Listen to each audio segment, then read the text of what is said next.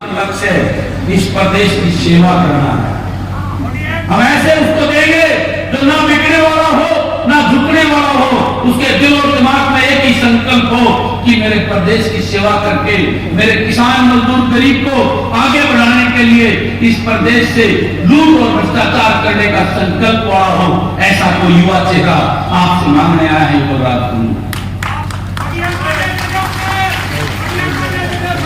आपने सबको देख लिया, आपने कांग्रेस को देख लिया, उसकी लूट को देख लिया, आपने भाजपा को देख लिया, इस जजपा को देख लिया, लुटेरे राजकुमारों को देख लिया।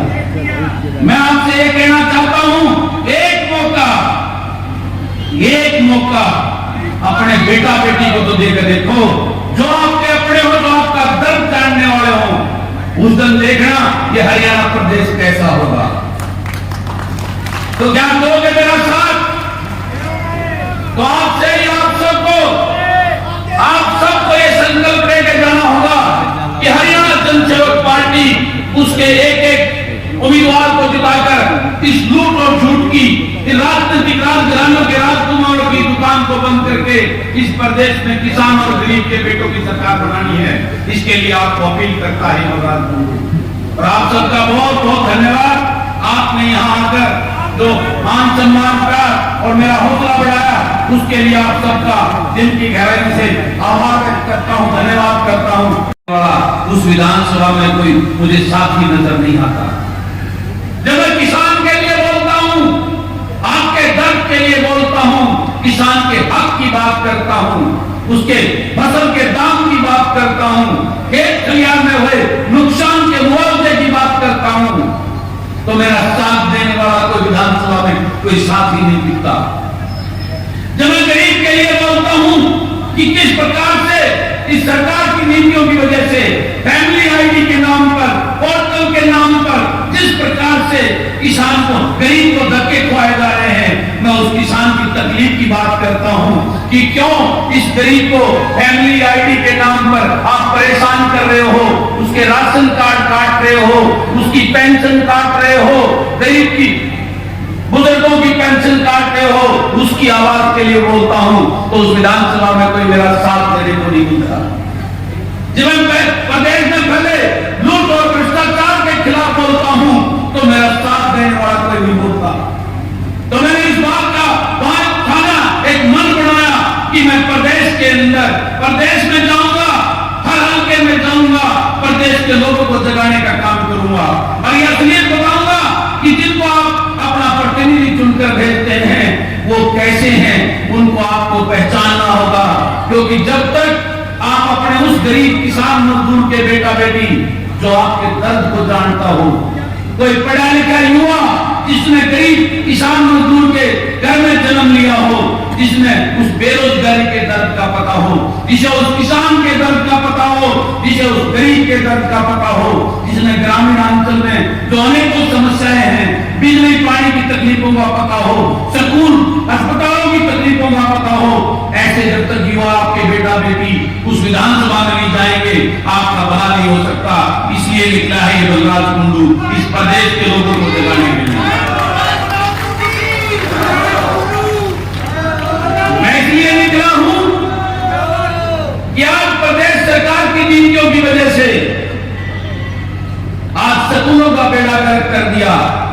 गरीब का बच्चा सरकारी स्कूल में पढ़ता है, उनको बंद करने की प्लानिंग कर दी हरियाणा सरकार ने। अस्पतालों का बेड़ा गर्क कर दिया, ना स्कूल में मास्टर हैं, ना अस्पताल में डॉक्टर हैं, ना दवाइयां हैं। आज गरीब दर्द की ठोकरें खा रहा है, उसके बच्चों को शिक्षा का रास्ता बंद हो रहा है, उस गरीब को इलाज करने के लिए उसको कोई रास्ता नहीं मिल रहा। इन सब तकलीफों को लेकर आज मेरे प्रदेश का युवा वो दिशाहीन हो गया है। आपका बेटा बेटी आज वो गलत दिशा में जा रहा है। आज किसान मजबूर होकर अपने बेटे के लिए जमीन बेचकर 2 नंबर के रास्ते से उनको विदेश भेज रहा है, जहां उनका भविष्य सुरक्षित नहीं है, उनकी जीवन खतरे में पड़ा हुआ है। हमारे आसपास के या कई गांव के बच्चे जिनका यही नहीं पता वो विदेश में भेजे थे, वो जिंदा भी है या मर गए हैं। आप अखबार में खबर पढ़ते होंगे। इस दर्द को लेकर, इस तकलीफ और पीड़ा को लेकर आपको समझाने, आपको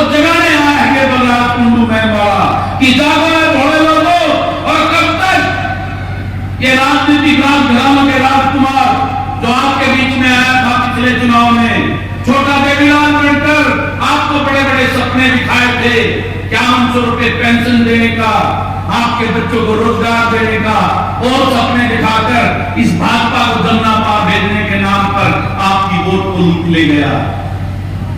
और जीतने के बाद उसी भाजपा की गोदी में बैठकर आज प्रदेश को लूटने का काम कर रहा है। मैं आपसे पूछना चाहता हूं, 50 साल से एक राजनीतिक राजघराना जिसको दूसरे को आपने पाल रखा है, उनके पूरे परिवार को आपने एमएलए एमपी बनाने का काम कर दिया, लेकिन उन्होंने आपके लिए क्या किया, आपके बेटों के लिए क्या किया? अपने बच्चों को तो राजा बना दिया, मंत्री बना दिया, दिल्ली में बैठे हैं, चंडीगढ़ में बैठे हैं, बड़े बड़े महलों में रहते हैं, लेकिन मैं आपसे पूछता हूं, आपके बेटा बेटी पोता पोती के लिए क्या किया उन्होंने? इस बात के लिए आपको जगाने आया ये महल का बलराज कुल्लू आपसे पूछने आया, बताने आया है, ये राजकुमार राजधरा में 4-4 पीढ़ी से आपके ऊपर राज कर रहे हैं कि ये कौन सा प्रजातंत्र है, ये कौन सा लोकतंत्र है? हमारे पूर्वजों ने, चौधरी छोटूराम ने तो ये रजवाड़े खत्म करने की लड़ाई लड़ी थी, आज हमने फिर वो रजवाड़े, राजनीतिक रजवाड़े खड़े कर दिए। कब तक आप छोटूराम के नाम पर, देवीलाल के नाम पर रॉयल्टी देकर अपने बच्चों का गला काटते रहोगे, इन राजकुमारों के घर बढ़ते रहोगे? ये पूछने और बताने आया है ये बलराज कुल्लू आपके बीच में। मैं आपसे पूछना आया हूं, इनके बाप दादा ने कौन से काम धंधे, बिजनेस और फैक्ट्रियां चलाई हैं जिसकी वजह से यह हजारों करोड़ के महलों में रहते हैं, कई करोड़ की गाड़ियों में चलते हैं, विदेशों में पढ़ते हैं? कौन सा धंधा बिजनेस चला? मैं आपसे पूछता बताओ। और नहीं तो जो वो आपके बीच में आए तो उनसे सवाल करना कि बता तेरा बिजनेस कौन सा है जिससे इतनी संपत्ति इकट्ठी करी? वो संपत्तियां आपको इस प्रदेश को लूटकर इन्होंने अपने घरों को भरा है। आपको जागना होगा, मेरे लिए नहीं, अपने बेटा बेटी के लिए, अपने बच्चों के भविष्य के लिए आपको जागना होगा। उन लुटेरों की दुकान बंद करके किसान मजदूर को, मेरे वर्ग के बेटा बेटी को अपना प्रतिनिधि चुनकर उस विधानसभा और लोकसभा में भेजना होगा। इसके लिए आया है बलराज कुल्लू आपके बीच में। क्या आप बोले मेरे साथ? आपने सबको देख लिया। 9.5 साल पहले कांग्रेस की सरकार थी, उन्होंने 10 साल राज किया था। क्या किया उन्होंने आपको? मैं पूछता हूं, जाना वालों। उस टाइम सब पूरा हरियाणा प्रदेश चलाता था कि कांग्रेस वालों ने बेच दिया इस हरियाणा को। आपको बीजेपी वाले बड़े सपने दिखाए और वो बीजेपी वाले आपके बीच में आ गए, इस सत्ता पर काबिज हो गए। फिर ये दोबारा सरकार बनी तो राजकुमारों ने जमुना पार का नारा देकर फिर आपके साथ ठगी कर दी।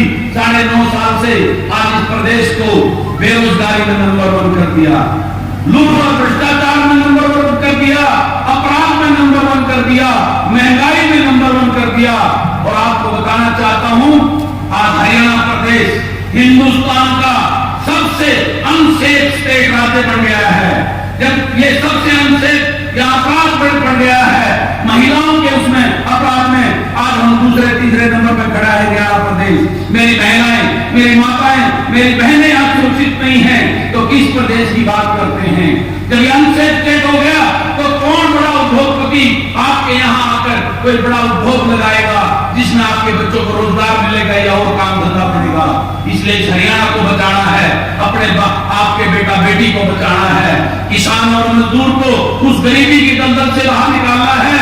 इसलिए आपको जगाने आया है बलराज कुल्लू, इसलिए आपसे आपका साथ मांगने आया है। मुझे तो ये बीजेपी वाले भी टिकट देने को तैयार हैं, कांग्रेस वाले भी टिकट देने को तैयार हैं। मैंने क्या कमा लिया? मैं तो अगर चाहता तो मैं भी मंत्री बनकर इस बीजेपी की सरकार वाले 3 साल से मुझे मंत्री बना रहे थे, मैं भी राज का भाग ले सकता था, मैं ऐश कर सकता था, हजारों करोड़ रुपए कमा सकता था। भोपाल कांडा की तरह बड़े बड़े लाइसेंस लाता, कॉलोनियां काटता गुड़गांव के अंदर और हजारों करोड़ रुपए कमा लेता। लेकिन मैंने वो मंत्री पर ठुकरा दिया। क्यों ठुकराया?